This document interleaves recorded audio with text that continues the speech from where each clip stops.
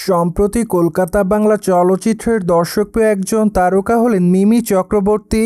কেননা এই তারকা তার কেরিয়ারেরই মধ্যে একাধিক চলচ্চিত্র উপহার দেন তিনি তার অনুরাগীদের, যার প্রেক্ষাপটে অতি অল্প সময় অনুরাগীদের মধ্যে আলোচনায় থাকেন এই তারকা। বাইদ এই তারকার রূপের জাদুতে তার অনুরাগীরা সর্বদাই ঘায়েল হয়, যার প্রেক্ষাপটে সোশ্যাল মিডিয়ায় সর্বদাই হট অবতারে ক্যামেরার সামনে ধরা দেয়, ফলে মাঝে মাঝে খবরে লাইমলাইটে থাকেন এই তারকা। সেই ধারাবাহিকতায় সম্প্রতি এই তারকা তার ইনস্টাগ্রাম হ্যান্ডেল অনেকগুলো ছবি আপলোড করেন।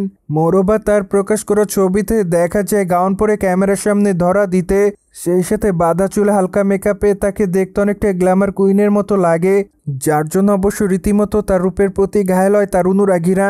অন্যদিকে তার প্রকাশ করা ছবির কমেন্ট বক্সে অনেকে তাকে মাই লাভ বলে দাবি করেন, কেউ কেউ আবার তাকে হট গার্ল লিখেছে, অনেকে আবার তাকে প্রিটি গার্ল বলে দাবি করেন। মোরওভার অনেকে আবার লাভলি লিখেছে, যদিও অনেকে আবার আগুনের ইমোজি দেয়, আবার অনেকে তাকে ক্রাশ কুইন বলে দাবি করেন।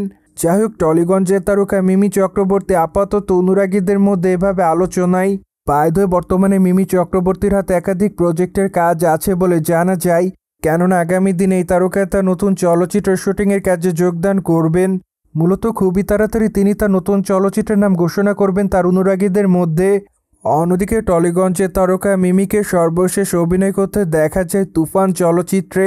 সেখানে অবশ্য সাকিব খানের সঙ্গে অভিনয় করেন এই তারকা।